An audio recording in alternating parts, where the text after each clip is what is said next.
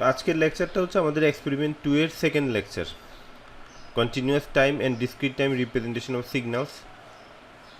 Already আমরা প্রথম lecture complete করেছি, সেখানে আমরা এটার অবজেক্টিভ এ দেখেছি। আর আজকে আমি অবজেক্টিভ বি নিয়ে আলোচনা করব, to generate noise signal in MATLAB. Digital signal প্রসেসিংয়ে আমাদেরকে বিভিন্ন নয়েজ সিগন্যাল নিয়ে কাজ করতে হয়। তো আমি এখানে নয়েজ সিগন্যাল জেনারেশনের জন্য জাস্ট একটা সিগন্যাল নিয়ে আলোচনা করব, একটা নয়েজ সিগন্যাল নিয়ে আলোচনা করব, সেটা হচ্ছে হোয়াইট নয়েজ। হোয়াইট নয়েজ কীভাবে জেনারেট করা যায়, ম্যাথল্যাবে আমরা কীভাবে হোয়াইট নয়েজ জেনারেট করতে পারি সেটা নিয়ে আমি আলোচনা করব। আর নয়েজ কেন জেনারেশন করতে হবে? নয়েজ জেনারেশন করা তো আমাদের কাজ না, আমাদের কাজ হচ্ছে নয়েজ রিমুভ করা। কিন্তু তারপর আমরা কেন নয়েজ জেনারেট করব? কারণ কোনো একটা সিস্টেম যদি আমরা ডিজাইন করি যে সিস্টেমটা নয়েজ রিমুভ করতে পারে, সেই সিস্টেমটা ঠিকভাবে নয়েজ রিমুভ করতে পারে কি না সেটা টেস্ট করার জন্য আমাদেরকে হয়তো ওই সিস্টেমে নয়েজি সিগন্যাল ইনপুট দিতে হবে। তো ইনপুট দিতে গেলে আমাদেরকে নয়েজি সিগন্যাল জেনারেট করতে হবে। তো নয়েজি সিগন্যাল জেনারেট করতে গেলে আমাদেরকে নয়েজ জেনারেট করতে হবে। তো এই জন্য আমরা নয়েজ কীভাবে জেনারেশন করা যায় সেটা দেখব। এখন হোয়াইট নয়েজ বলতে আমরা কি বুঝি? তো হোয়াইট নয়েজ বলতে আমরা যেটা বুঝি, প্রথমে আমরা দেখি যে হোয়াইট কালার বলতে আমরা কি বুঝি। হোয়াইট কালারের মধ্যে সব ধরনের কালার স্পেকট্রাম থাকে। তোমরা রেইনবো দেখো, রেইনবোটা কোন ধরনের লাইট থেকে জেনারেট হয়? সানলাইট কিন্তু হোয়াইট। তো সানলাইট হোয়াইট হওয়ার পরে রেইনবো কিভাবে হয়? কারণ হচ্ছে ওখানে কালারগুলো স্প্লিট হয়ে যায়। হোয়াইট কালারের মধ্যে যে সবগুলা কালার আছে সেগুলো স্প্লিট হয়ে বিভিন্ন কালার আমরা দেখতে পাই। মানে হোয়াইট লাইটে সব ধরনের কালার থাকে। এখন হোয়াইট নয়েজ বলতে আমরা কি বুঝবো তাহলে? হোয়াইট নয়েজ মানে হচ্ছে আসলে সব ফ্রিকোয়েন্সির নয়েজ এখানে থাকে। প্রত্যেকটা ফ্রিকোয়েন্সি, যত ধরনের ফ্রিকোয়েন্সি পসিবল। ডিজিটালের ক্ষেত্রে আমরা ফ্রিকোয়েন্সিটা রেস্ট্রিক্ট করে দিচ্ছি 0 to fs/2 এর ভিতরে। এটা আমরা থিওরি ক্লাসে দেখেছি যে ডিজিটাল সিগন্যালের ক্ষেত্রে ফ্রিকোয়েন্সি 0 থেকে fs/2 এটার ভিতরে থাকে। তো হোয়াইট নয়েজ যদি হয় তাহলে 0 to fs/2 এর ভিতরে যত ফ্রিকোয়েন্সি আছে সবগুলো ফ্রিকোয়েন্সিতে নয়েজ থাকবে, অথবা সব ফ্রিকোয়েন্সিতে নয়েজ পাওয়ার প্রবাবিলিটি ইকুয়াল থাকবে। এবং প্রত্যেকটা ফ্রিকোয়েন্সিতে যে নয়েজের পাওয়ার সেটা একই রকম থাকবে, equal power over the range of frequencies. সবগুলো ফ্রিকোয়েন্সিতে নয়েজের পাওয়ার ইকুয়াল থাকবে, অর্থাৎ নয়েজ পাওয়ার প্রবাবিলিটি সব ক্ষেত্রে সেম থাকবে। তো এই ধরনের নয়েজকে বলি আমরা হোয়াইট নয়েজ। আর হোয়াইট নয়েজ হচ্ছে র্যান্ডম নয়েজ, এটাকে আমরা র্যান্ডম নয়েজও বলি। এটার ক্যারেক্টারিস্টিক হচ্ছে র্যান্ডম, অর্থাৎ এটা কোনো প্যাটার্ন ফলো করে না। তুমি নয়েজের যে স্যাম্পলগুলো পাচ্ছ, এখন যে স্যাম্পল পেলে একটু পরে যে স্যাম্পল পাবে, তারপরে যে স্যাম্পল পাবে, এগুলোর সাথে একজনের কোনো রিলেশন নাই। কিছু নয়েজ স্যাম্পল আমরা হয়তো জানি, পরবর্তী স্যাম্পল কত এটা আমরা হয়তো কোনোভাবে প্রেডিক্ট করতে পারবো না, কারণ একটা আরেকটার সাথে কোনোভাবেই ডিপেন্ডেন্ট না। এখন এই ধরনের হোয়াইট নয়েজ আমরা কিভাবে জেনারেট করব সেটা আমরা শিখব। তবে হোয়াইট নয়েজকে আমরা এখানে দুই ভাগে ভাগ করেছি। একটা হচ্ছে ইউনিফর্মলি ডিস্ট্রিবিউটেড হোয়াইট নয়েজ, আর একটা হচ্ছে নর্মালি ডিস্ট্রিবিউটেড হোয়াইট নয়েজ। তো ডিস্ট্রিবিউশন বলতে আমরা কি বুঝি? এটা তোমরা স্ট্যাটিস্টিক্সে পড়ে এসেছো। Distribution, normal distribution, Gaussian distribution অথবা ইউনিফর্ম ডিস্ট্রিবিউশন, এই ধরনের কিছু বিষয় তোমরা পড়ে এসেছো। তো ডিস্ট্রিবিউশন বলতে আমরা কি বুঝি আমি এটা একটু বোঝানোর চেষ্টা করি। ধরো তোমাদের কোনো একটা কোর্সের যে রেজাল্ট দেওয়া হয়, সেই রেজাল্টের মধ্যে আমি এখানে হিসাব করছি কয়জন A+ পেলো, কয়জন A পেলো, কয়জন A- পেলো, তারপরে B+, B, B-, তারপর হচ্ছে C+, C, D, F। যে কোনো একটা কোর্সের জন্য কোন গ্রেড কত সংখ্যক স্টুডেন্ট পেলো সেটা আমি ধরো বের করলাম। সাপোজ A+ পেলো 10 জন, A পেলো 15 জন,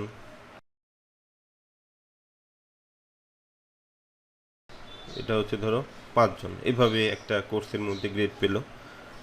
এখন এইটাকে যদি আমরা গ্রাফিক্যালি রিপ্রেজেন্ট করি, আমরা এইভাবে রিপ্রেজেন্ট করতে পারি। ধরো এটা হচ্ছে F,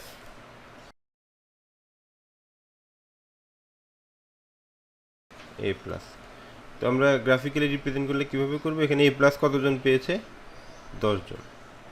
এটা হচ্ছে 10। এ গ্রেড কতজন পেয়েছে? 15 জন।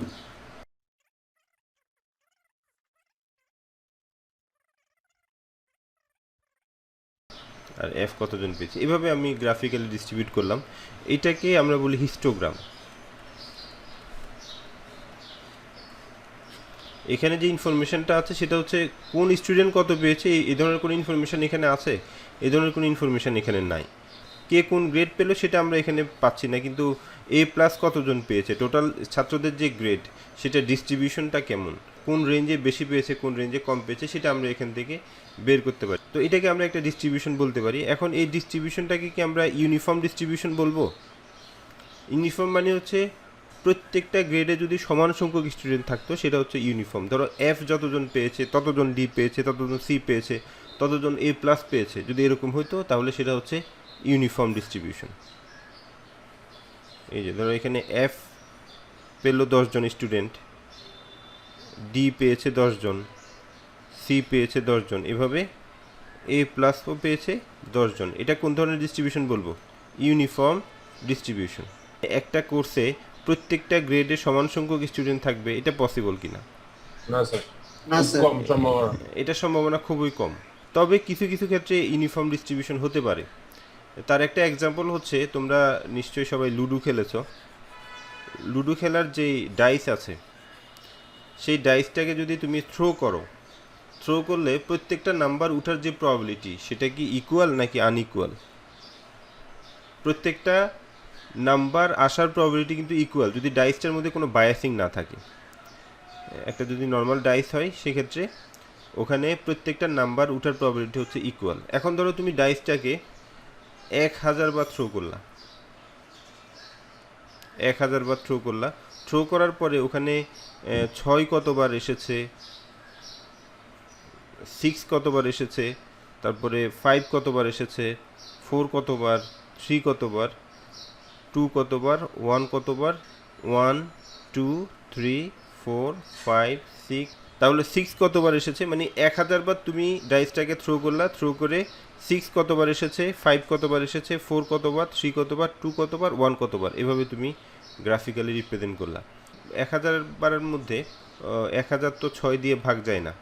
আমি এটাকে হিসাবের সুবিধার জন্য আমি ধরে নিলাম যে এখানে টোটাল 1200 বার আমরা থ্রো করলাম। 1200 বার থ্রো করার পরে এখানে 6 কতবার আসতে পারে, যেহেতু তারা হচ্ছে ইকুইপ্রবাবল যদি হয় তাহলে সবাই একই সংখ্যক বার আসার কথা, কাছাকাছি একই সংখ্যক না হলে কাছাকাছি সংখ্যক বার আসার কথা। তো এটাকে 6 দিয়ে ভাগ করলে হবে 200, তাহলে প্রত্যেকে 200 বার আসার কথা।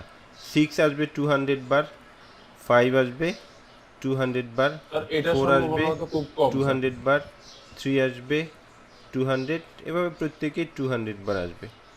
এখন 200 বার এক্স্যাক্টলি কখনোই আসবে না, কিন্তু কাছাকাছি থাকবে। এমন হবে না যে 1 ধরো 10 বার আসলো কিন্তু 2 আসছে 400 বার, এমন হবে না। ডিস্ট্রিবিউশনের ক্ষেত্রে ঠিক আছে, হয়তো 6 এটা হইতে পারে যে 180 বার আসছে, 1 হয়তো 220 বার এসেছে, এরকম ডিস্ট্রিবিউশন হইতে পারে। মানে অলমোস্ট ইউনিফর্ম ডিস্ট্রিবিউশন হবে এটা।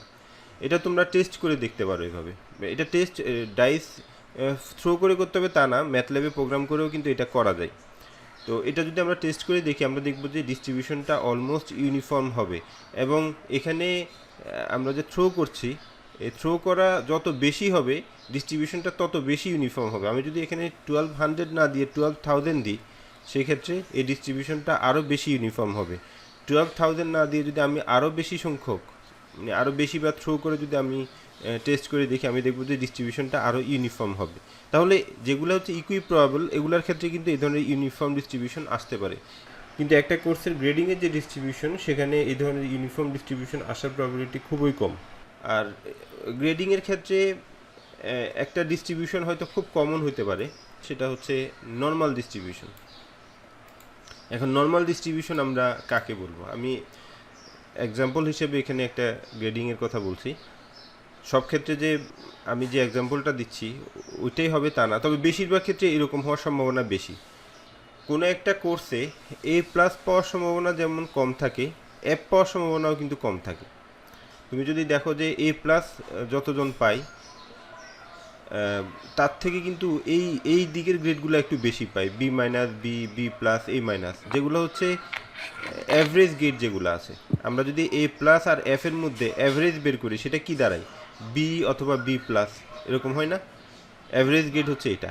এই গ্রেডগুলো কিন্তু স্টুডেন্টরা বেশি পায়, কারণ হচ্ছে বেশিরভাগ ছাত্রর গ্রেডগুলো অ্যাভারেজই থাকে। আবার তুমি যদি দেখো যে এ প্লাস, এটার সংখ্যা হয়তো কম থাকে, আবার এই দিকের গ্রেডগুলো আস্তে আস্তে বেড়ে যায়, যেগুলো হচ্ছে অ্যাভারেজ গ্রেডের কাছাকাছি সেগুলো একটু বেশি পায়, আবার নিচের দিকে একটু কম পায়। এটা সব কোর্সের ক্ষেত্রে সত্য হবে তা না। এখন ডিস্ট্রিবিউশনটা এইভাবে গ্রেডিংয়ের ক্ষেত্রে হতে পারে। এই ধরনের ডিস্ট্রিবিউশনকে বলা হয় নর্মাল ডিস্ট্রিবিউশন। নর্মাল ডিস্ট্রিবিউশন হচ্ছে যেগুলো মিন, মানে এটার যেটা মিন আছে, মিনের কাছাকাছি যেই গ্রেডিংগুলো আছে অথবা যে নাম্বারগুলো আছে অথবা যে ইভেন্টগুলো আছে, সেটা আসার প্রবাবিলিটি বেশি থাকে। আর মিন থেকে যত বেশি ডিস্টেন্স হবে, ওগুলো আসার প্রবাবিলিটি তত কম থাকে। এটা হচ্ছে নর্মাল ডিস্ট্রিবিউশন। এখন ধরো তুমি বাংলাদেশে টোটাল যে পপুলেশন, ওই পপুলেশন থেকে তুমি র্যান্ডমলি সাপোজ তুমি 10,000 মানুষকে নিলা। 10,000 যারা হচ্ছে প্রফেশনাল, যারা হচ্ছে ইনকাম করে, এই ধরনের কোনো মানুষকে নিলা। 10,000 মানুষ নিলা এবং 10,000 মানুষের মধ্যে তুমি 3টে ক্যাটাগরিতে ভাগ করলা। ধরো কারা ধনী আছে, কারা গরিব আছে, মধ্যবিত্ত কারা আছে, কারা গরিব। তুমি হয়তো তাদের ইনকামের একটা রেঞ্জ ঠিক করলা, যে কারো ইনকাম যদি এই রেঞ্জে থাকে তারা হচ্ছে ধনী, এই রেঞ্জে যদি ইনকাম থাকে তারা হচ্ছে মধ্যবিত্ত, এই রেঞ্জে যদি ইনকাম থাকে তারা হচ্ছে গরিব। এখন এই যে র্যান্ডমলি আমরা 10,000 নিলাম, 10,000 থেকে আমরা যদি এখানে ডিস্ট্রিবিউশনটা করি, এক্ষেত্রে বেশি সংখ্যক স্যাম্পল পাওয়ার প্রবাবিলিটি কোথায়, অথবা বেশি সংখ্যক পপুলেশন পাওয়ার প্রবাবিলিটি কোথায়? মধ্যবিত্ততে স্যার। হ্যাঁ, আমরা দেখব যে এখানে আসলে ধনীর পরিমাণ কিন্তু এখানে 10,000 থেকে হয়তো একটা নির্দিষ্ট পার্সেন্টেজ থাকতে পারে ধনী, এরকম থাকলো। আবার ঠিক গরিবের সংখ্যাও কিন্তু খুব বেশি হবে না, কিন্তু এই যে মধ্যবিত্ত, এইটার সংখ্যা কিন্তু অনেক, এই দুইটার তুলনায় অনেক বেশি হবে। তো এটা হওয়ার কারণ কি? আসলে এটা হচ্ছে মিন। এখানে এটা যদি বলি আমরা হাইয়েস্ট, এটা হচ্ছে লোয়েস্ট, আর এটা হচ্ছে অ্যাভারেজ। তাহলে অ্যাভারেজের কাছাকাছি কিন্তু বেশি থাকছে। আর এই ধরনের ডিস্ট্রিবিউশনকে আমরা বলি নর্মাল ডিস্ট্রিবিউশন অথবা গাউসিয়ান ডিস্ট্রিবিউশন। এখন নয়েজের ক্ষেত্রেও যদি আমরা বলি, নয়েজের ক্ষেত্রে ইউনিফর্ম ডিস্ট্রিবিউশন অথবা নর্মাল ডিস্ট্রিবিউশন, দুইভাবেই আমরা নয়েজ জেনারেট করতে পারি। এখন নয়েজের ক্ষেত্রে ইউনিফর্ম ডিস্ট্রিবিউশন, ন্যাচারাল ডিস্ট্রিবিউশন বলতে আমরা কি বুঝবো? যেমন আমি নয়েজ মানে হচ্ছে তাও কিছু ভ্যালু, কোনো একটা ভ্যালু সিগন্যালের সাথে অ্যাড হয়ে যাচ্ছে অথবা সিগন্যালের সাথে মাল্টিপ্লাই হয়ে যাচ্ছে। বিভিন্ন রকম অপারেশন হইতে পারে নয়েজের সাথে সিগন্যালের, তবে আমি এখানে যেটা বলবো সেটা হচ্ছে এডিটিভ নয়েজ, যেগুলো হচ্ছে সিগন্যালের সাথে অ্যাড হয়ে যায়। এখন নয়েজ, ধরো আমাদের সিগন্যালে টোটাল 1,000 স্যাম্পল আছে, 1,000 স্যাম্পল সিগন্যালে আছে, সুতরাং এই 1,000 স্যাম্পলের সাথে 1,000টা নয়েজের স্যাম্পল অ্যাড হয়ে যেতে পারে। এখন এই যে 1,000টা নয়েজের স্যাম্পল, এই স্যাম্পলগুলোর ভ্যালু কত হবে? আমরা যদি ধরে নিই যে এটার ভ্যালু হচ্ছে 0 to 1 এর ভিতরে থাকে, নয়েজের ভ্যালু হচ্ছে 0 থেকে 1 এর ভিতরে থাকে, তাহলে এই যে 1,000টা ভ্যালু, এটা ডিস্ট্রিবিউশন কেমন হবে? যদি এরকম হয় ডিস্ট্রিবিউশনটা, আমি এখানে 0 একটা ধরে নিলাম, তারপর হচ্ছে 0.1, 0.2, 0.3, 0.4, এভাবে 1 পর্যন্ত আমি ধরে নিলাম। ধরে আমি দেখলাম যে এখানে 1,000 স্যাম্পলের মধ্যে 0 থেকে 0.1 এর ভিতরে কয়টা আছে। যদি এরকম হয় 0 থেকে 1 এর, এটার ভিতরে প্রায় 10টার মতো স্যাম্পল আছে। আবার 0.1 থেকে 0.2 এর ভিতরে এরকম 10টার মতো স্যাম্পল আছে। 0.2 থেকে 0.3 এর ভিতরেও 10টার মতো স্যাম্পল আছে। অর্থাৎ প্রত্যেক ক্ষেত্রে প্রত্যেকটা রেঞ্জে নয়েজের স্যাম্পলের সংখ্যা অলমোস্ট ইকুয়াল। এরকম যদি হয় তাহলে এটাকে আমরা বলবো ইউনিফর্ম ডিস্ট্রিবিউশন। আর যদি এরকম হয় যে না, এভাবে ডিস্ট্রিবিউটেড না, আমরা হয়তো দেখতে পাচ্ছি যে 0.5 এর কাছাকাছি যেগুলো আছে, এখানে সংখ্যাটা হচ্ছে বেশি, আবার অন্য রেঞ্জগুলোতে সংখ্যাটা হচ্ছে আস্তে আস্তে কমে যাচ্ছে। এরকম যদি ডিস্ট্রিবিউশন হয় তখন সেটাকে বলবো আমরা নর্মাল ডিস্ট্রিবিউশন। তাহলে এটা হচ্ছে নর্মাল ডিস্ট্রিবিউশন আর এটা হচ্ছে ইউনিফর্ম ডিস্ট্রিবিউশন। বুঝতে পেরেছ? জি স্যার। তাহলে এখানে যেটা দেখাচ্ছে ডিস্ট্রিবিউশন অফ হোয়াইট নয়েজ, আমরা হোয়াইট নয়েজ নিয়ে আলোচনা করছি। হোয়াইট নয়েজ মানে হচ্ছে যেখানে সব ধরনের ফ্রিকোয়েন্সি থাকবে। তো হোয়াইট নয়েজের ক্ষেত্রে ইউনিফর্ম ডিস্ট্রিবিউশন হতে পারে। ইউনিফর্ম ডিস্ট্রিবিউশন যদি হয় আমরা এইভাবে বলবো যে প্রত্যেকটা রেঞ্জে নয়েজের যে স্যাম্পল সংখ্যা সেটা অলমোস্ট ইকুয়াল হবে। আমরা যদি নয়েজ সিগন্যাল জেনারেট করতে চাই তাহলে একেবারে সিম্পলেস্ট কাইন্ড অফ জেনারেশন হচ্ছে আনকোরিলেটেড ইউনিফর্ম নয়েজ। এই ধরনের ইউনিফর্ম নয়েজ আমরা জেনারেট করতে পারি, সেটা হচ্ছে আনকোরিলেটেড আবার ইউনিফর্ম। ইউনিফর্ম কথাটার অর্থ কি? Uniform means the signal contains random values from a uniform distribution, যেটা আমি বলেছি এতক্ষণ ধরে ডিস্ট্রিবিউশন নিয়ে। এই ধরনের ইউনিফর্ম ডিস্ট্রিবিউশন থাকবে। অথবা এটাকে আমরা এভাবে বলতে পারি every value in the range is equally likely, অর্থাৎ ইকুই প্রবাবেল। প্রত্যেকটা ভ্যালু আসার সম্ভাবনা অলমোস্ট ইকুয়াল থাকে, যার কারণে এটা ইউনিফর্ম হয়। আর আনকোরিলেটেড মানে হচ্ছে ইন্ডিপেন্ডেন্ট, একজনের সাথে একজন রিলেটেড না। নয়েজের এখন যে স্যাম্পলটা আমরা পেলাম অথবা এখনকার এই স্যাম্পলের আগে যতগুলো স্যাম্পল আমরা পেয়েছি সেগুলোর সাথে পরবর্তী স্যাম্পল অথবা পরবর্তী স্যাম্পলগুলোর কোনো রিলেশন থাকবে না। আর নর্মালি ডিস্ট্রিবিউটেড র্যান্ডম নয়েজ অথবা নর্মালি ডিস্ট্রিবিউটেড হোয়াইট নয়েজ, এটাকে আমরা এটাও বলি গাউসিয়ান নয়েজও বলি, কারণ এখানে ডিস্ট্রিবিউশন যেটা আছে নর্মাল ডিস্ট্রিবিউশনকে বলা হয় গাউসিয়ান ডিস্ট্রিবিউশন। এই যে এই ধরনের ডিস্ট্রিবিউশন যদি থাকে, মিনের কাছাকাছি ভ্যালুগুলো পাওয়ার প্রবাবিলিটি বেশি থাকে, আর মিন থেকে আমরা যত ডিস্টেন্সে যাব ভ্যালু পাওয়ার প্রবাবিলিটি তত কম থাকে। এই ধরনের ডিস্ট্রিবিউশনকে বলা হয় গাউসিয়ান ডিস্ট্রিবিউশন। আর এই ধরনের নয়েজ যদি হয় আমরা এটাকে গাউসিয়ান নয়েজ বলতে পারি। আর যেহেতু এটা হোয়াইট নয়েজ নিয়ে আমরা আলোচনা করছি, এটাকে আমরা এটা বলতে পারি হোয়াইট গাউসিয়ান নয়েজ। আর এখানে আমি যে নয়েজগুলোর কথা বলছি এটা হচ্ছে এডিটিভ, অর্থাৎ সিগন্যালের সাথে সরাসরি এই স্যাম্পলগুলো অ্যাড হয়ে যাবে। এজন্য এটাকে বলা হয় অনেক সময় এডিটিভ হোয়াইট গাউসিয়ান নয়েজ, সংক্ষেপে হচ্ছে AWGN। তো এখানে যেটা লিখেছে মোস্ট কমন নয়েজ এরর্স আর স্মল, মানে হচ্ছে যেগুলো কমন নয়েজ যেগুলো আছে, কমন নয়েজগুলো হচ্ছে স্মল, অর্থাৎ এগুলো মিনের কাছাকাছি, ক্লোজ টু দ্য মিন। হ্যাঁ, মিনের কাছাকাছি যেগুলা যে নয়েজগুলো আছে এগুলা আসার প্রবাবিলিটি অনেক বেশি থাকবে, আর এগুলো হবে মোস্ট কমন। আর মিন থেকে দূরে যেগুলো আছে এগুলো হচ্ছে রেয়ার, এগুলো খুব ফ্রিকুয়েন্টলি আসবে না, এগুলো আসার প্রবাবিলিটি অনেক কম। তো এটাই হচ্ছে আমাদের নয়েজের ডিস্ট্রিবিউশন, ইউনিফর্ম ডিস্ট্রিবিউশন আর গাউসিয়ান ডিস্ট্রিবিউশন। এখন আমরা ম্যাথল্যাবে এগুলো কিভাবে জেনারেট করব, এই যে নর্মাল ডিস্ট্রিবিউশনের নয়েজ অথবা গাউসিয়ান ডিস্ট্রিবিউশনের নয়েজ আমরা কিভাবে জেনারেট করব। ম্যাথল্যাবে আমরা যে র্যান্ডম সিকোয়েন্স জেনারেট করতে পারি এটার জন্য অনেকগুলো ফাংশন আছে, তার মধ্যে একটা হচ্ছে রেন্ড ফাংশন, এটা অলরেডি আমরা চিনি।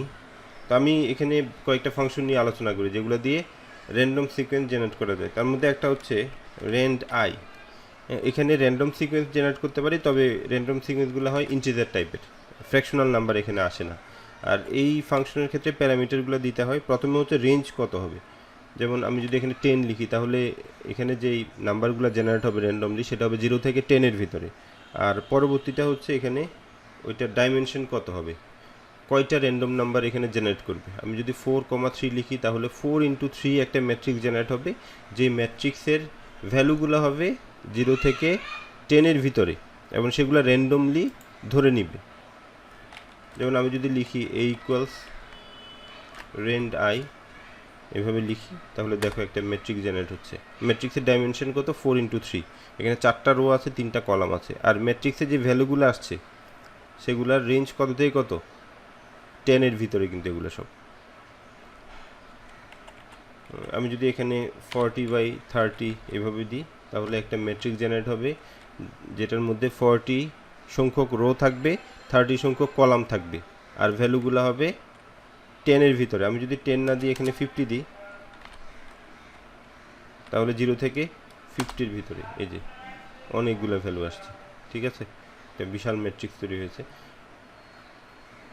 তো এই ধরনের ম্যাট্রিক্স অবশ্যই আমরা যদি কোনো একটা এক্সাম্পল করার সময় আমাদের বড় একটা ম্যাট্রিক্স দরকার হয়, আমরা এই ধরনের ফাংশন দিয়ে র্যান্ডম একটা ম্যাট্রিক্স তৈরি করে নিতে পারি। তবে এটা দিয়ে আমরা নয়েজ জেনারেট করব না। তো নয়েজ জেনারেশনের জন্য আমরা রেন ফাংশনটা ইউজ করতে পারি। রেন ফাংশনকেও আমরা চিনি। রেন ফাংশন কী করে, 0 থেকে 1-এর ভিতরে নাম্বার জেনারেট করে। আর এখানে যদি আমি এভাবে লিখি 1 × 100 তাহলে এখানে 100টা র্যান্ডম নাম্বার এজিউম করে নিবে যেগুলো হচ্ছে 0 থেকে 1-এর ভিতরে, এই যে এইভাবে এটা। আর আরেকটা ফাংশন ছিল, আরেকটা ফাংশন আছে রেন্ড এন। র্যান্ড এন ফাংশনও একই রকম। আমি যদি এখানে 1,100 দিই, এটাও কিন্তু 100টা র্যান্ডম নাম্বার ইজিউম করে নেবে। তো মূলত আমরা যেই নয়েজ সিগন্যালগুলো জেনারেট করব সেগুলো হচ্ছে র্যান্ড আর র্যান্ড এন ফাংশনের মাধ্যমে। তো আমি এখন আবার এখানে দেখাই র্যান্ড এন ফাংশনের জন্য। তো আমরা এখন এখানে দেখি যে ইউনিফর্ম ডিস্ট্রিবিউশনের যে নয়েজ, হোয়াইট নয়েজ, সেটা আমরা কীভাবে জেনারেট করব। সেটা জেনারেট করব আমরা র্যান্ড ফাংশনের মাধ্যমে। র্যান্ড ফাংশন কি করে অলরেডি আমরা জানি, সেটা হচ্ছে 0 থেকে 1-এর ভিতরে র্যান্ডম নাম্বার এজিউম করে। এবং এখানে যে বিষয়টা আমি হয়তো আগে বলি নাই, সেটা হচ্ছে ইউনিফর্মলি ডিস্ট্রিবিউটেড। এখানে 0 থেকে 1-এর ভিতরে যে নাম্বারগুলো এজিউম করবে সেগুলো হচ্ছে ইউনিফর্মলি ডিস্ট্রিবিউটেড। অর্থাৎ আমি যদি 100টা নাম্বার এখানে এজিউম করি, তাহলে 100টা নাম্বারের মধ্যে 0 থেকে 1-এর ভিতরে যদি আমি এগুলোকে ডিস্ট্রিবিউট করি, তখন আমি দেখব 0 থেকে 1-এর ভিতরে ডিস্ট্রিবিউশনটা অলমোস্ট ইউনিফর্ম, মানে প্রত্যেকটা ভ্যালু আসার প্রবাবিলিটি অলমোস্ট ইকুয়াল। তো রেন ফাংশন এইভাবেই কিন্তু র্যান্ডম নাম্বারগুলো জেনারেট করে।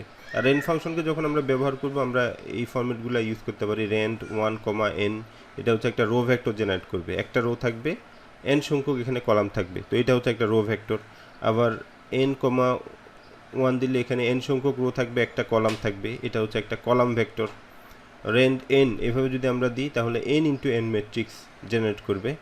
আর র্যান্ড n, m যদি দিই, তাহলে n into m matrix generate করবে। আর এখানে যেই ভ্যালুগুলো আসবে সেটা অবশ্যই ইউনিফর্মলি ডিস্ট্রিবিউটেড হবে। আর এইভাবে যেই ভ্যালুগুলো এজিউম করে, সেই ভ্যালুগুলার যদি আমরা মিন বের করি, এখানে যে কোনো সংখ্যক ভ্যালু আমরা এভাবে এজিউম করে নিতে পারি, এই ফাংশনের মাধ্যমে জেনারেট করতে পারি। কিন্তু সেগুলার যেই মিন হবে, মিনটা হবে সবসময় 0.5-এর কাছাকাছি। এবং এখানে যে নাম্বারগুলো, যে সিকোয়েন্সটা জেনারেট হচ্ছে, সেগুলো যদি ভ্যারিয়েন্স বের করা হয়, ভ্যারিয়েন্স হবে সবসময় 0-র কাছাকাছি। মানে রেন ফাংশনের মাধ্যমে আমরা যেই র্যান্ডম সিকোয়েন্স জেনারেট করব, সেটার ভ্যারিয়েন্স সবসময় 0-র কাছাকাছি হবে এবং সেটার মিন হবে সবসময় 0.5-এর কাছাকাছি।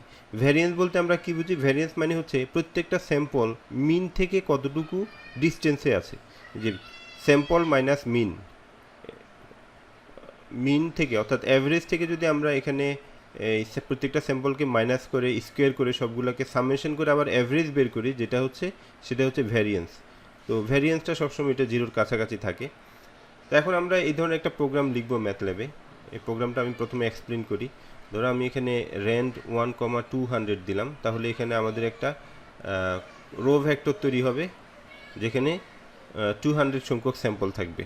তো এই 200 সংখ্যক স্যাম্পলকে আমি এখানে আবার প্লট করে দেখাচ্ছি। এই যে স্টেম n, x, এখানে আমরা স্যাম্পল পজিশন ধরে নিয়েছি। স্যাম্পল পজিশন যেহেতু এখানে x হচ্ছে আমাদের অ্যামপ্লিটিউড, তো 0 থেকে লেন্থ x-1, এটার মাধ্যমে আমরা স্যাম্পল পজিশনটা নিলাম। এরপরে স্যাম্পল পজিশন, x, স্যাম্পল পজিশনের রেসপেক্টে আমরা এখানে যে x-এর অ্যামপ্লিটিউডগুলো আছে সেগুলোকে প্লট করলাম, ডিসক্রিট টাইম প্লট।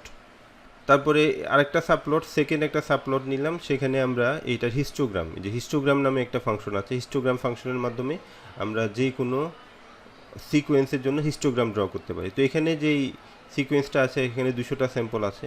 তো এই 200টা স্যাম্পল কীভাবে ডিস্ট্রিবিউটেড সেটা আমরা হিস্টোগ্রাম থেকে দেখব। হিস্টোগ্রামে আমরা সিকোয়েন্সটা বলে দিব, আর ওই সিকোয়েন্সে কয়টা রেঞ্জ থাকবে সেটা আমরা বলে দিব। যেমন এখানে রেঞ্জটা হচ্ছে 0 to 1-এর ভিতরে। তো আমি এখানে বলছি 0 থেকে 1-এর ভিতরে 10টা রেঞ্জ থাকবে, 10টা রেঞ্জ। এভাবে হয়তো 0 থেকে 0.1 একটা রেঞ্জ, 0.2 থেকে 0.1 থেকে 0.2 আরেকটা রেঞ্জ, তারপরে 0.3 থেকে 4 এভাবে আরেকটা রেঞ্জ। এভাবে 0 থেকে 1-এর ভিতরে এখানে যদি আমি 10 দিই, তাহলে 10টা রেঞ্জ ধরে নিবে। আর আমি যদি এখানে 10 না দিয়ে 20 দিই, তাহলে এখানে 20টা রেঞ্জ ধরে নিবে। তো এটা প্লট করার পরে আমরা যে এখানে যে ডিস্ট্রিবিউশনটা আমরা দেখতে পাচ্ছি, এখানে এই যে 200টা নাম্বার যেগুলো আসলো সেগুলো যে ডিস্ট্রিবিউশন দেখতে পাচ্ছি, আমরা দেখতে পাচ্ছি অলমোস্ট সেম। এখানে যেহেতু 10টা রেঞ্জ আছে, তাহলে 200টা নাম্বার 10টা রেঞ্জে যদি ইউনিফর্মলি ডিস্ট্রিবিউট হয়, প্রত্যেকটা রেঞ্জে 20টা করে নাম্বার থাকার কথা। তো এখানে আমরা দেখতে পাচ্ছি 0 থেকে 1-এর ভিতরে অলমোস্ট 20-এর কাছাকাছি ভ্যালু আছে, পরেরটা তো 20-এর কাছাকাছি ভ্যালু আছে, তাহলে এটা ইউনিফর্মলি ডিস্ট্রিবিউটেড।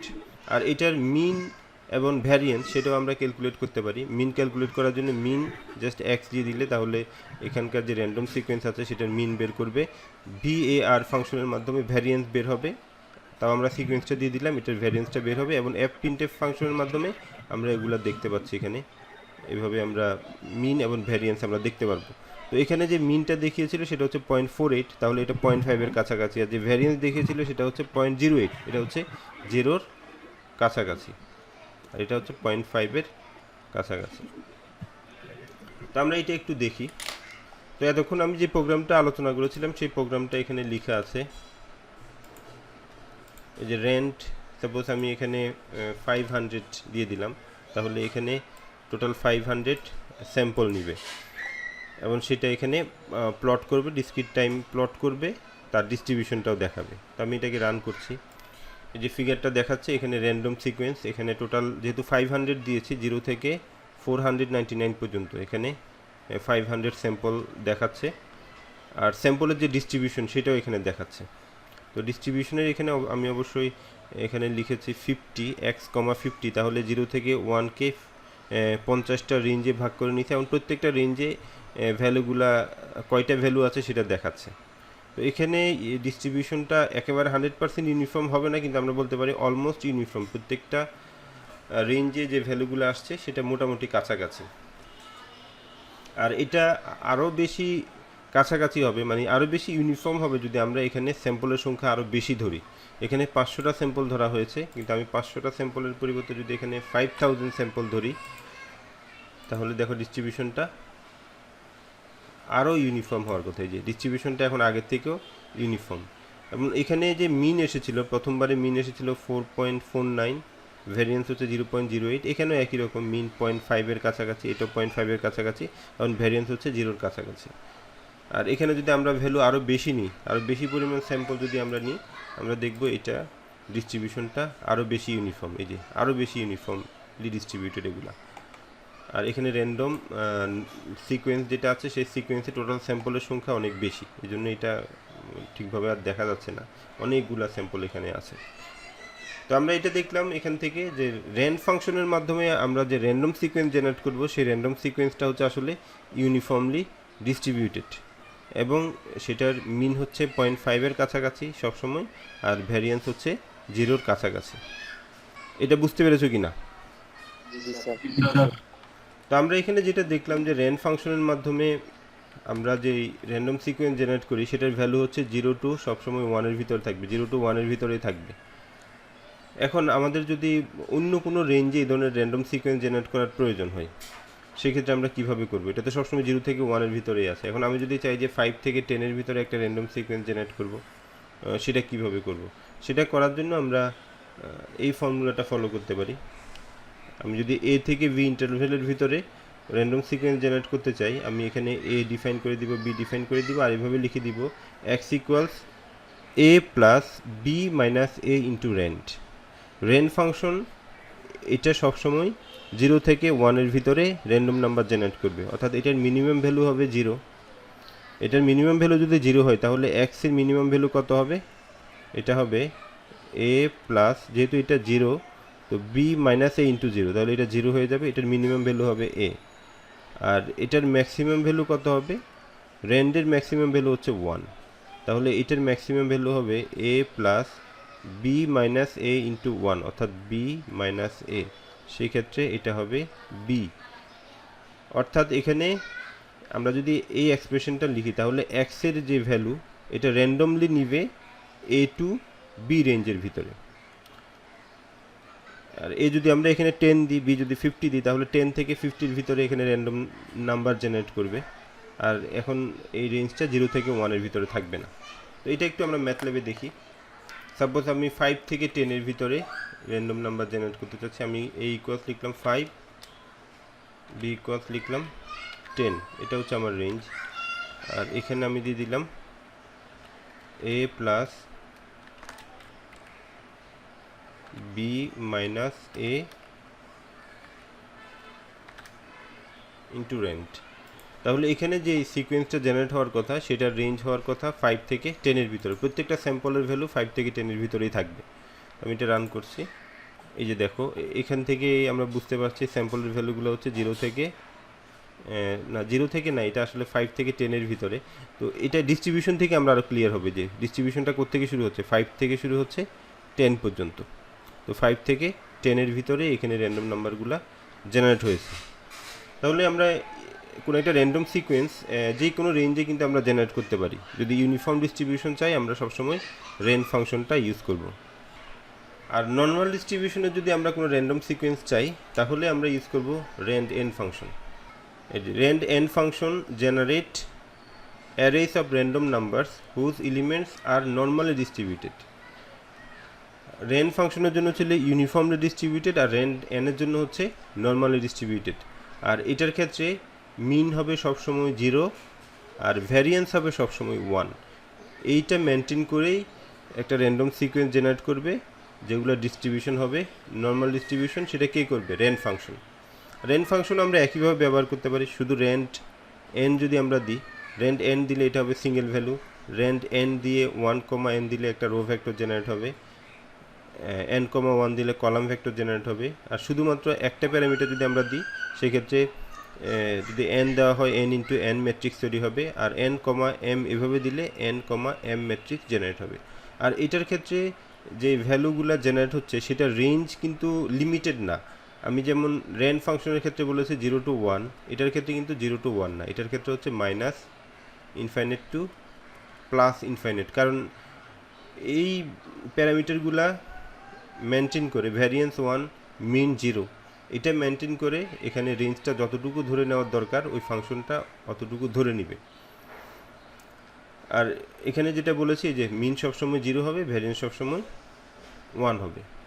তো আগে যেই প্রোগ্রামটা আমরা দেখেছি ঠিক একই প্রোগ্রামে আমি যদি র্যান্ডের পরিবর্তে র্যান্ড এন দিই সেক্ষেত্রে এখানে যে সিকোয়েন্সটা জেনারেট হবে সেটা হবে normally distributed random sequence with 0 mean and 1 variance. তো এটা আমরা ম্যাথল্যাবে দেখি।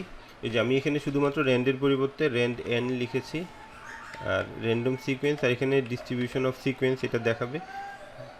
তো এখানে প্রথমে আমি স্যাম্পল ভ্যালু কম নিচ্ছি, সাপোজ 500টা স্যাম্পল আমি নিলাম, নিয়ে আমি দেখলাম এগুলা ডিস্ট্রিবিউশনটা কেমন।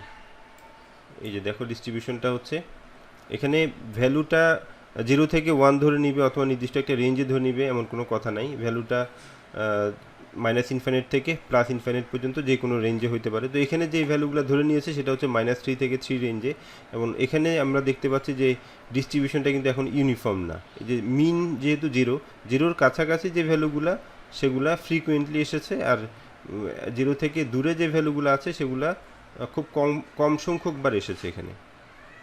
তাহলে ডিস্ট্রিবিউশনটা কেমন ডিস্ট্রিবিউশন? Normal distribution. আমি যদি এখানে আরও বাড়িয়ে দিই নর্মাল ডিস্ট্রিবিউশনটা আরও স্পষ্ট বোঝা যাবে।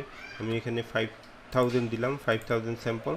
এখন যে ডিস্ট্রিবিউশনটা এই যে এটা আরও সুন্দরভাবে দেখা যাচ্ছে, এটা হচ্ছে নর্মাল ডিস্ট্রিবিউশন। মিনের কাছাকাছি ভ্যালুগুলা বেশিবার এসেছে, আর মিন থেকে দূরে যে ভ্যালুগুলা সেগুলা কম সংখ্যকবার এসেছে। এখানে যদি আমি আরও বাড়িয়ে দিই, এই যে দেখো ডিস্ট্রিবিউশনটা খুব সুন্দরভাবে দেখাচ্ছে, এটা হচ্ছে নর্মাল ডিস্ট্রিবিউশন অথবা গাউসিয়ান ডিস্ট্রিবিউশন।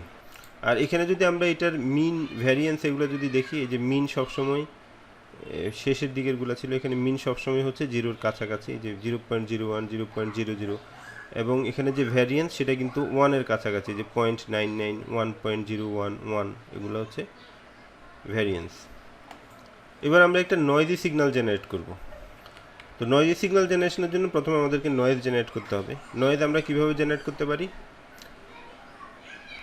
সেটা আমরা দেখেছি, আর একটা সিগন্যাল জেনারেট কিভাবে করতে পারি সেটাও আমরা জানি, সেটা আমরা এক্সপেরিমেন্ট 2 এর প্রথম লেকচারে দেখেছি।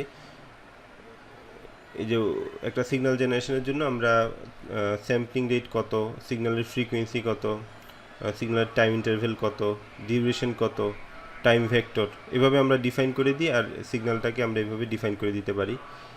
সিগন্যালের যদি কোনো ম্যাথমেটিক্যাল ইকুয়েশন থাকে এভাবে আমরা ডিফাইন করতে পারি। তো এখানে যেটা করছি আমরা একটা সাইন সিগন্যাল একটা আমরা জেনারেট করছি। তো এই সাইন সিগন্যালের সাথে আমরা কি করব, একটা নয়েজ অ্যাড করে এটাকে নয়েজি সিগন্যালে আমরা কনভার্ট করে নিব। তো আমি এখানে নয়েজ ইউনিফর্ম রেঞ্জ ফাংশনের মাধ্যমে যদি আমি একটা নয়েজ সিকোয়েন্স জেনারেট করি, তো রেঞ্জ ফাংশনের ভিতরে আমি এখানে লিখেছি সাইজ টি। সাইজ টি মানে কি, এখানে টি ভেক্টরটা এখানে দেওয়া আছে। তো টি ভেক্টরের মধ্যে যে কয়টা স্যাম্পল আছে, সিগন্যালের ঠিক একই সংখ্যক স্যাম্পল আছে। সিগন্যালে যে সংখ্যক স্যাম্পল থাকবে, নয়েজেরও ঠিক একই সংখ্যক স্যাম্পল আমাদেরকে ধরে নিতে হবে। এই জন্য আমি সাইজ টি দিয়ে একই সংখ্যক নয়েজ স্যাম্পল জেনারেট করে নিচ্ছি, এবং সেই নয়েজ স্যাম্পলকে আমি রাখছি এখানে নয়েজ আন্ডারস্কোর ইউনিফর্ম ভেরিয়েবলে, আর এখানে সিগন্যালের যেই ভ্যালুগুলো সেগুলো আছে ওয়াইতে। তো y plus noise underscore uniform, এই দুইটা যদি অ্যাড করি এটা হবে নয়েজি সিগন্যাল। তো এখানে সেটা আমরা প্লট করে দেখছি। প্রথমে হচ্ছে টি কমা ওয়াই, এখানে প্লট এরিয়াটাকে আমি 3 ভাগে ভাগ করেছি। প্রথম সাব প্লটে দেখাচ্ছে টি কমা ওয়াই, অর্থাৎ সিগন্যালটা দেখাচ্ছে। পরের সাব প্লটে দেখাচ্ছে টি কমা নয়েজ ইউনিফর্ম, তাহলে এখানে নয়েজটা দেখাচ্ছে পরবর্তী সাব প্লটে, এটা হচ্ছে নয়েজ। আর থার্ড সাব প্লটে দেখাচ্ছে নয়েজি সিগন্যাল, নয়েজ আর সিগন্যাল অ্যাড করার পরে যেটা পেয়েছি এটা হচ্ছে নয়েজি সিগন্যাল। তো এটা হচ্ছে ইউনিফর্মলি ডিস্ট্রিবিউটেড হোয়াইট নয়েজ, আমরা রেন্ট ফাংশন ইউজ করেছি। আর আমরা যদি এখানে রেন্ট ফাংশন ইউজ না করে রেন্ট এন ইউজ করি তখন হবে নর্মালি ডিস্ট্রিবিউটেড হোয়াইট নয়েজ, আর সেটা এখানে দেখানো হচ্ছে। আমি এটা চেঞ্জ করে আরও একটা কার্ভ এখানে প্লট করেছি, সিগন্যাল হোয়াইট গাউসিয়ান নয়েজ অথবা নর্মালি ডিস্ট্রিবিউটেড র্যান্ডম সিকোয়েন্স, এই দুইটা অ্যাড করার পরে এটা হচ্ছে নয়েজি সিগন্যাল। তো এটাও নয়েজি সিগন্যাল, এটাও নয়েজি সিগন্যাল, কিন্তু এখানে যে নয়েজগুলো ছিল সেগুলো ছিল ইউনিফর্ম, আর এখানে যে নয়েজগুলো আছে সেগুলো হচ্ছে নর্মালি ডিস্ট্রিবিউটেড। তো ম্যাথল্যাবে এটা আমি দেখাচ্ছি। এখানে যে প্রোগ্রামটা আমি আলোচনা করেছি সেই প্রোগ্রামটা এখানে আছে। প্রথমে আমরা রেন ফাংশনের মাধ্যমে ইউনিফর্ম নয়েজ অ্যাড করি, এখানে সিগন্যালটা ডিফাইন করা আছে। তো এটার সাথে আমরা ইউনিফর্ম ডিস্ট্রিবিউটেড নয়েজ আমরা অ্যাড করব। এই যে এটা হচ্ছে সিগন্যাল, আর এটা হচ্ছে ইউনিফর্মলি ডিস্ট্রিবিউটেড হোয়াইট নয়েজ, আর এটার সাথে এটা অ্যাড হওয়ার পরে এটা হচ্ছে নয়েজি সিগন্যাল। এখানে নয়েজের ভ্যালুটা 0 থেকে 1-এর ভিতরে। আমরা যদি এটাকে চাই যে নয়েজের রেঞ্জটা চেঞ্জ করে দিব, সেটা এভাবে করতে পারি। সাপোজ আমরা -1 থেকে 1-এর ভিতরে যদি এখানে নয়েজ জেনারেট করতে চাই, এখানে এখন জেনারেট হচ্ছে 0 থেকে 1-এর ভিতরে, কিন্তু আমি যদি -1 থেকে 1-এর ভিতরে জেনারেট করতে চাই, আমি এখানে কি লিখব, এ প্লাস -1 থেকে 1, তাহলে এখানে রেঞ্জ হচ্ছে -1 থেকে শুরু, এ হচ্ছে -1, বি মাইনাস এ, তো বি হচ্ছে এখানে 1, 1 মাইনাস 1 অর্থাৎ এটা হবে 2। এভাবে যদি আমি লিখি, এখানে যেই নয়েজগুলো জেনারেট হবে, নয়েজের যে স্যাম্পলগুলো আসবে সেগুলো হবে -1 থেকে 1-এর ভিতরে। তো এটা যদি এখন আমি রান করি, এই যে এখন দেখো এই যে নয়েজগুলো হচ্ছে -1 থেকে 1-এর ভিতরে স্যাম্পল ভ্যালুগুলো, আর এটার সাথে এটা অ্যাড হয়ে যাওয়ার পরে এই ধরনের নয়েজি সিগন্যাল আসলো। আর আমরা যদি চাই যে র্যান্ডমলি ইউনিফর্মলি ডিস্ট্রিবিউটেড না, আমরা যদি চাই যে এখানে নর্মালি ডিস্ট্রিবিউটেড নয়েজ আমরা জেনারেট করব, তো সেই ক্ষেত্রে এখানে আমরা লিখব রেন্ড এন, আর এখানে আমরা এই লাইনটা চেঞ্জ করে দিতে পারি, ইউনিফর্মলি না লিখে আমরা এখানে লিখতে পারি নর্মালি ডিস্ট্রিবিউটেড।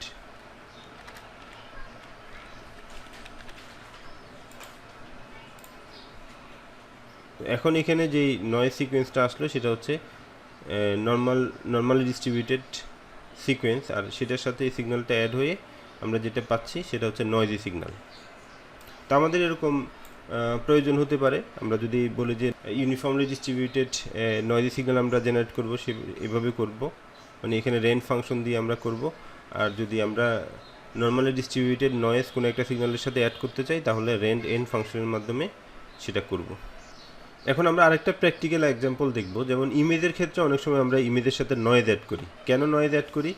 কারণ আমরা যদি একটা ফিল্টার ডিজাইন করি যেখানে ইমেজ থেকে হয়তো নয়েজ রিমুভ করবে, ওই ফিল্টারকে যদি আমরা টেস্ট করে দেখতে চাই যে সেটা নয়েজ রিমুভ করে কিনা, আমরা এইভাবে নিজেরা একটা নয়েজি সিগন্যাল জেনারেট করে নিতে পারি। জেনারেট করে তারপরে ওই ফিল্টারে এই ইমেজটাকে আমরা দিলাম, দেওয়ার পরে ওই ফিল্টার ইমেজ রিমুভ করতে পারে কিনা সেটা আমরা বুঝতে পারবো। তো একটা ইমেজের সাথে আমরা কীভাবে নয়েজ অ্যাড করব? তো ইমেজের ক্ষেত্রে কোনো একটা ইমেজ যদি আমরা রিড করতে চাই, ম্যাথল্যাবে যদি কোনো একটা ইমেজ আমরা রিড করতে চাই, ইমেজ রিড নামে একটা ফাংশন আছে, এটার মাধ্যমে আমরা যে কোনো ইমেজ রিড করতে পারি। আর এই ফাংশনের ভিতরে আমরা ইমেজের নামটা বলে দিব, আর এই ইমেজটা অবশ্যই কারেন্ট ডিরেক্টরিতে রাখতে হবে।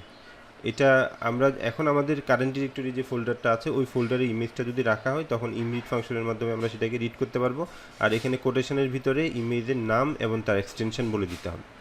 আর এই ফাংশনের মাধ্যমে আমরা যেটা রিড করব রিড করার পরে এখানে যদি আমি ইমেজ ইকুয়ালস এভাবে লিখি, তাহলে ইমেজ এই ভেরিয়েবলের ভিতরে এই ইমেজের যত ইনফরমেশন আছে সবগুলো থাকবে। তো ইমেজটা যদি কালার ইমেজ হয়ে থাকে, কালার ইমেজ হলে এটা ডাইমেনশন হবে এরকম m/n+3।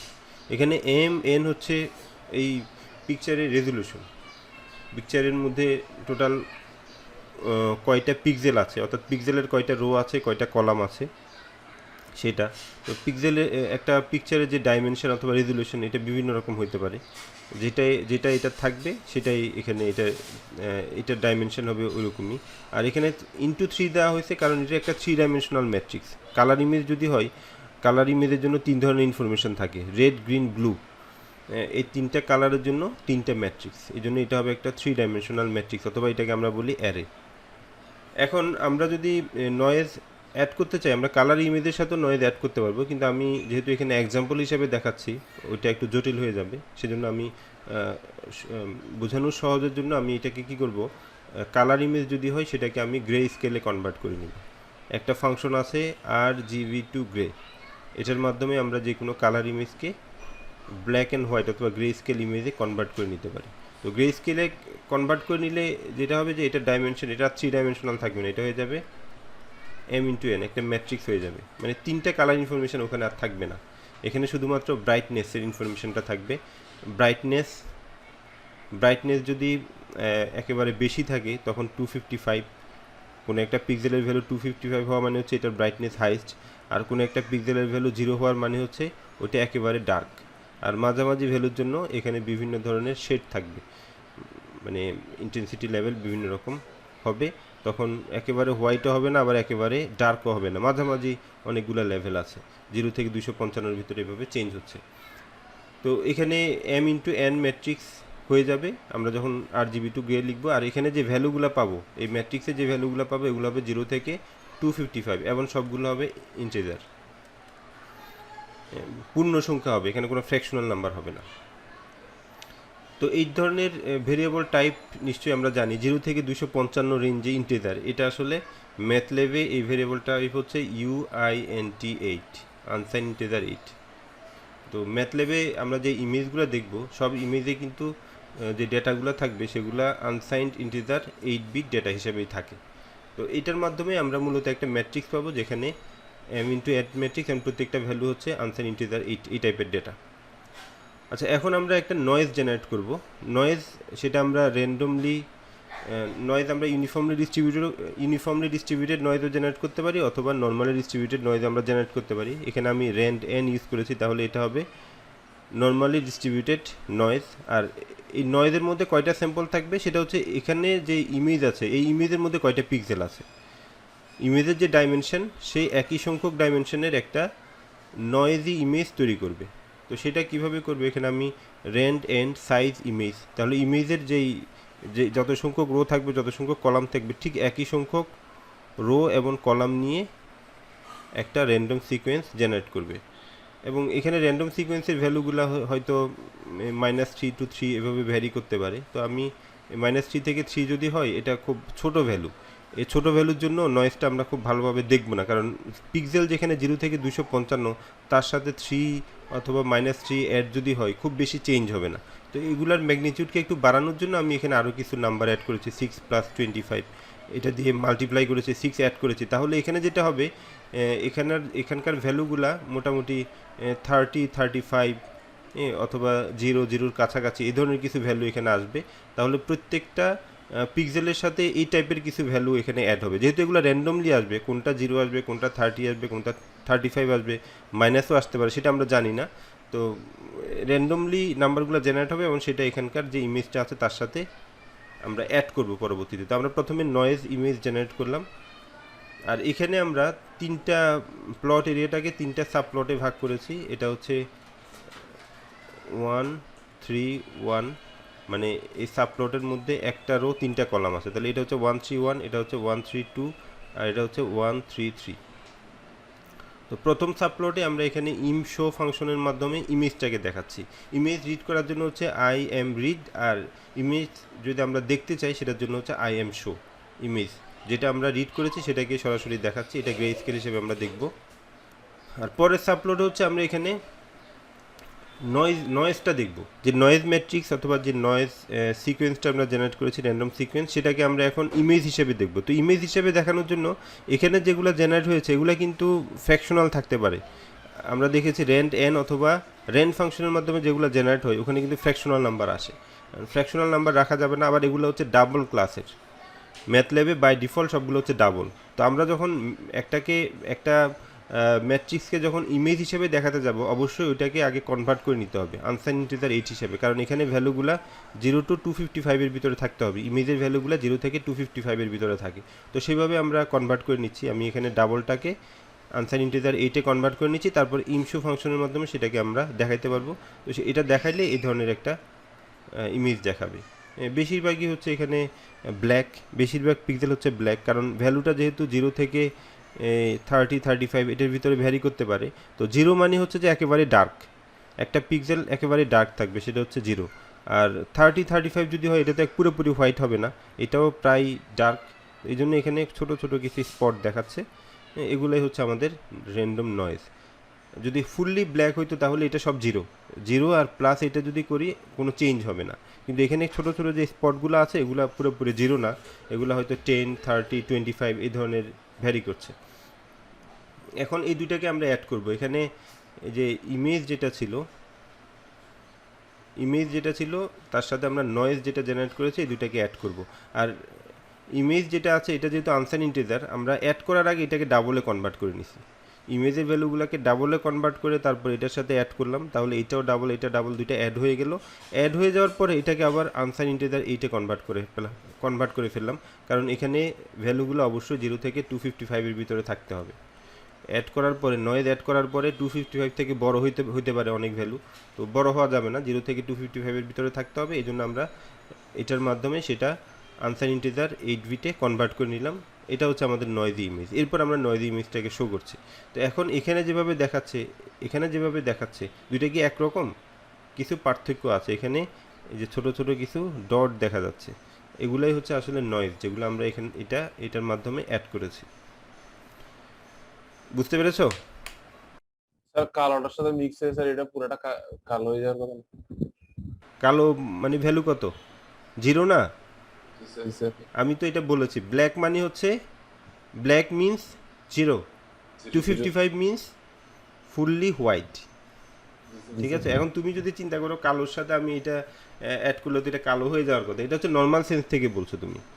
তুমি যদি এখন এখানে যেটা বুঝিয়েছি সেটা যদি তুমি বুঝে থাকো, কালো মানে হচ্ছে 0, তাহলে 0-র সাথে যদি ধরো এটা হচ্ছে হোয়াইট, ধরলাম যে এটার ভ্যালু হচ্ছে 255 আর এটা হচ্ছে ডার্ক, এটা মানে হচ্ছে 0, তো 0 প্লাস 255 কোনো চেঞ্জ হচ্ছে? না স্যার। সেম থেকে যাবে না? জি স্যার বুঝছি স্যার। বুঝতে পেরেছো? জি তো স্যার। এখন আমরা এটা ম্যাথল্যাবে করে দেখি। এই যে আমার এখন কারেন্ট ডিরেক্টরি যেটা আছে, কারেন্ট ডিরেক্টরিতে এখানে 3টে ইমেজ আছে, ইমেজ 1, 2, 3 এই নামে 3টে ইমেজ আছে, এবং সবগুলো হচ্ছে ডট জেপিজি এক্সটেনশনের। এখানে পিএনজি এক্সটেনশনও থাকতে পারে, জেপিইজি জেপ্যাগ এক্সটেনশনও থাকতে পারে। তো যেই এক্সটেনশনেই থাকুক তুমি ওই এক্সটেনশনটা এখানে মেনশন করে দিতে হবে। আমি এখানে ইমব্রিড ধরো আইএমজি 2, আমি এখানে আইএমজি 1 না নিয়ে আইএমজি 2, আইএমজি 2 হচ্ছে এই যে একটা ফলের ছবি, আবার আইএমজি 3 হচ্ছে এখানে হচ্ছে একটা গাছের ছবি। তো আমি ধরো আইএমজি 3টা নিচ্ছি, গাছের ছবিটা নিচ্ছি। আইএমজি 3 যদি দিই তাহলে এখানে ওই ইমেজটা নিয়ে তার সাথে নয়েজ অ্যাড করবে, নয়েজ অ্যাড করে নয়েজ ইমেজটা দেখাবে। আমি অলরেডি কোডটা ব্যাখ্যা করেছি, তো আমি এখানে রান করছি।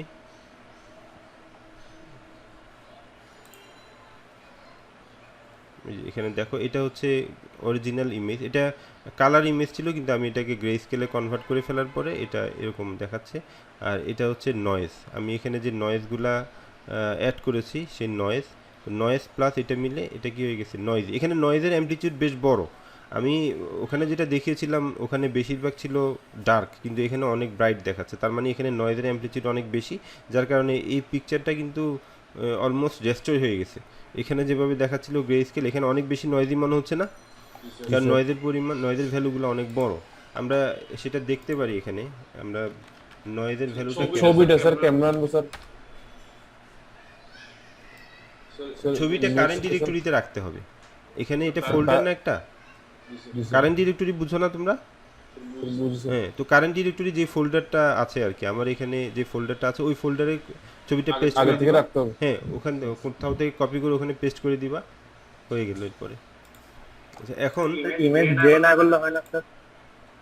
গ্রে না করলে স্যার হয়, কিন্তু নলেজ পাবে সেটাতে না। 3 ডাইমেনশনাল করতে হবে। রেন ফাংশনের মাধ্যমে কি করতে হবে, 3 ডাইমেনশনাল ম্যাট্রিক্স তৈরি করতে হবে, সেটা ঝামেলা হয়ে যাবে না? আমি এখানে যেহেতু এত বেশি জটিল করে ফেলে তো তোমাদের জন্য পড়াগুলো জটিল হয়ে যাবে না, এই জন্য আমি আর কালার করি নাই, কারণ এতটুকু যথেষ্ট তোমাদের জন্য, তোমরা এখানে যতটুকু শিখতে পারছো এটাই যথেষ্ট আর কি। ইমরিড ফাংশনের মাধ্যমে আমরা প্রথমে যে ইমেজটা রিড করব, img3.jpg, এভাবে আমি রিড করলাম। আর এটাকে সাপোজ আমি im নামক একটা ভেরিয়েবলে রাখলাম। তো এটা রিড হয়ে গেল। এখন রিড হয়ে যাওয়ার পরে আমি যদি এটার সাইজ দেখি,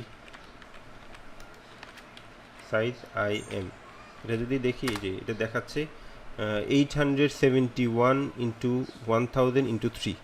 এটা কিন্তু কালার ইমেজ, এখনও কনভার্ট করা হয় নাই। তাহলে এখানে ইমেজের যে রেজলিউশন, তোমরা এটা সবাই জানার কথা, এটার ডাইমেনশন হচ্ছে 871, মানে হচ্ছে এখানে 871 সংখ্যক রো আছে আর 1000 সংখ্যক কলাম আছে। এটা হচ্ছে ইমেজের ডাইমেনশন। আর এখানে 3 কেন, যেহেতু 3 ডাইমেনশনাল ম্যাট্রিক্স, এখানে কালার ইনফরমেশনগুলো আছে, তাহলে প্রত্যেকটা কালারের জন্য এক একটা করে ম্যাট্রিক্স।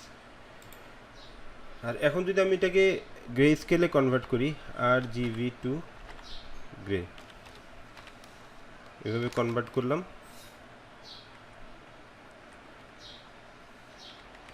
2 হচ্ছে টিউ না, জাস্ট 2, RGB টু গ্রে এভাবে।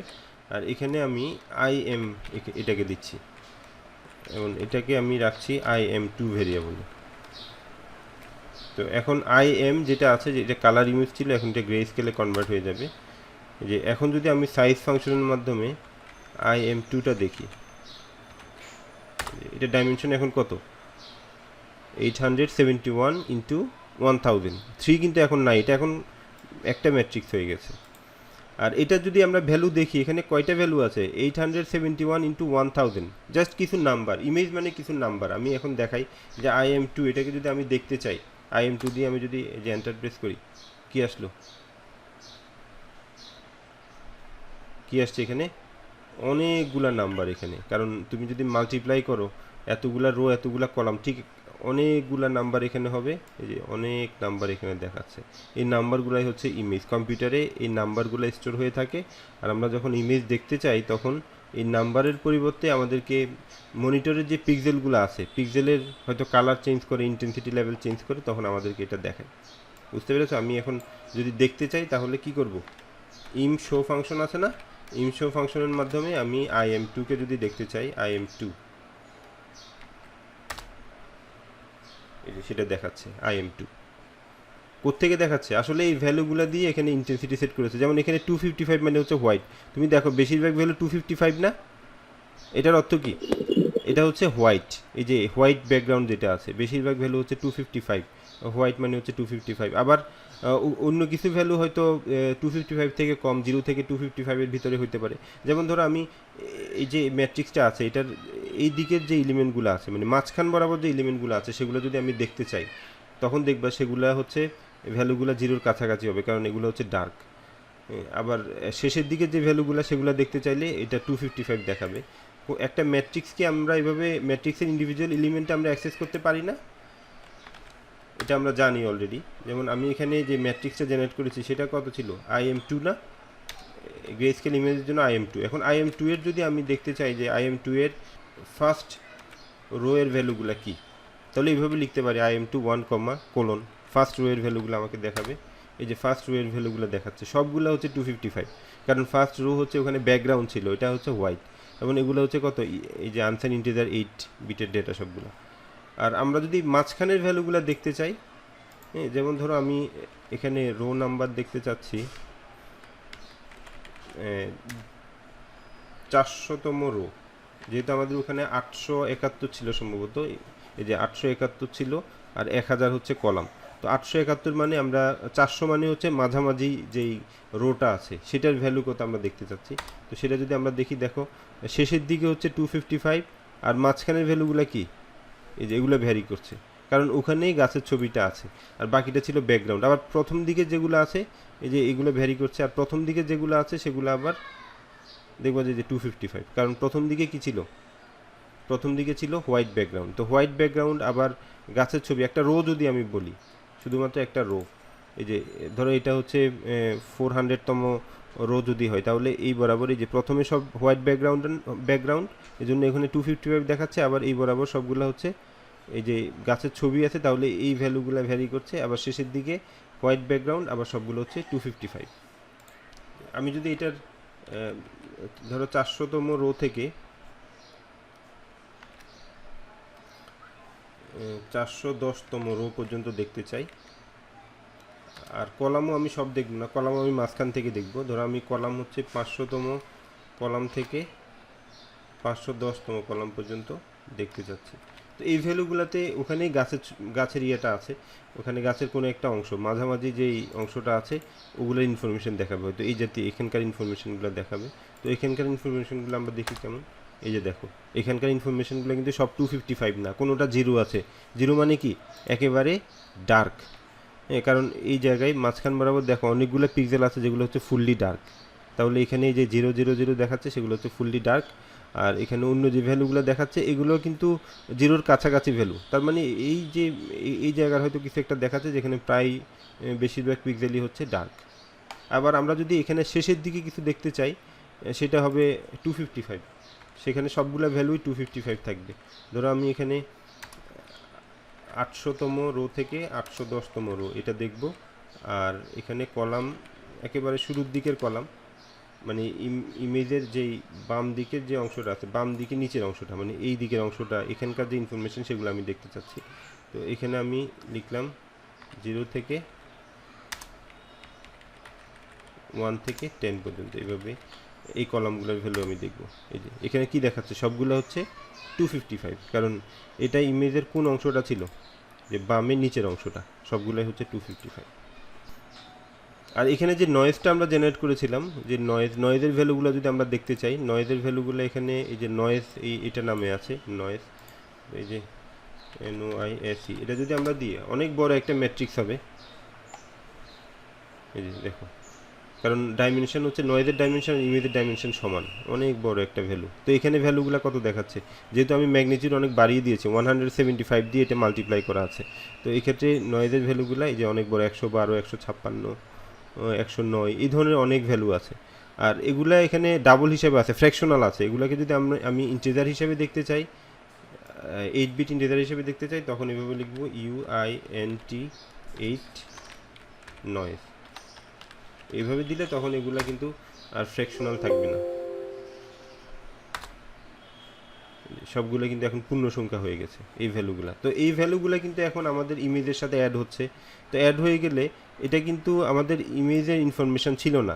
এখন ইমেজের এই পিক্সেলের যে ডেটা আছে, ধরো সেটা ছিল 0 সাথে 178 যদি অ্যাড হয়ে যায়, যেই পিক্সেলটা ডার্ক ছিল সেই পিক্সেলটা কি এখন ডার্ক থাকবে, সেটার ব্রাইটনেস কিন্তু অনেক বেড়ে যাবে, এবং সেটাই হচ্ছে নয়েজ। সেটার কারণে ইমেজটাকে অন্যরকম দেখাবে। তো আমরা ওখানে যে ইমেজটা দেখেছিলাম, এখন আমি যদি এখানে এই যে নয়েজের অ্যামপ্লিটিউডগুলো আরেকটু কমাই দিই, 175 ছিল, এখন শুধু 75 দিলাম, এভাবে যদি করে দিই, তো যে ইমেজটা দেখাবে যে এটার কিন্তু নয়েজের পরিমাণ আরও অনেক কমে গেছে। আগে যেরকম ছিল এটার নয়েজ এখন আরও অনেক কমে গেছে, এখনও কিন্তু নয়েজ আছে কিন্তু অপেক্ষাকৃত আরও কম। আবার আমি যদি এখানে আরও কমিয়ে দিই, ধরো 75 না দিয়ে আমি এখানে শুধু 15 দিলাম,